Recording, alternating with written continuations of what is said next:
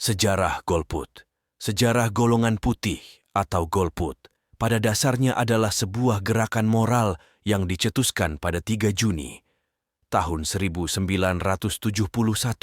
di Balai Budaya Jakarta, sebulan sebelum hari pemungutan suara pada pemilu pertama di era Orde Baru. Golput muncul menjelang pemilu pada 5 Juli 1971. Saat itu, pesta demokrasi pertama di era Orde Baru menghadirkan jumlah kontestan partai politik jauh lebih sedikit dari pemilu tahun 1955. Sejumlah parpol di pemilu sebelumnya dibubarkan, seperti Partai PKI, Masyumi, dan PSI. Jumlah partai politik hanya 10, berkurang 162 partai, hingga kelompok masyarakat golput pun tampil bersuara untuk menolak menggunakan hak pilihnya. Mereka memprotes tidak ada satupun tokoh politik dalam pemilu kali ini dan menyikapi pelaksanaan pemilu yang tidak bisa menampung dan memperjuangkan aspirasi mereka. Salah satu tokoh penggiat yang menjadi motor gerakan golput adalah Arief Budiman.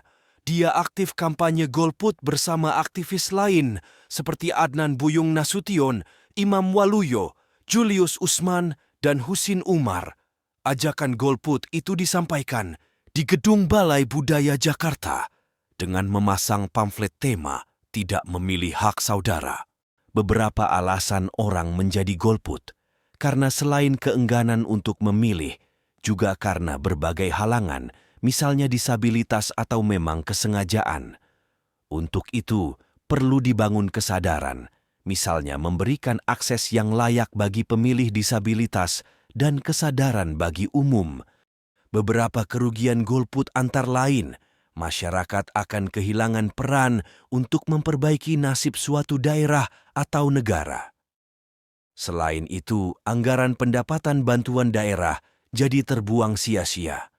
Golput akan memunculkan celah bagi capres tertentu untuk berlaku curang, memobilisasi suara demi kepentingan pribadi. Golput atau golongan putih memang masih menjadi salah satu kerikil dalam setiap penyelenggaraan pemilu di tanah air. Golput adalah mereka yang tidak menggunakan hak suara dengan sengaja mengabaikan hak pilihnya. Aturan pasal 533 ayat 3 sudah menegaskan bahwa setiap orang yang dengan sengaja pada hari pemungutan suara menjanjikan atau memberikan uang atau materi lainnya kepada pemilih untuk tidak menggunakan hak pilihnya atau memilih peserta pemilu tertentu dipidana dengan penjara paling lama 3 tahun dan denda paling banyak 36 juta rupiah. Namun tren golput dari tahun ke tahun masih memperlihatkan angka yang signifikan.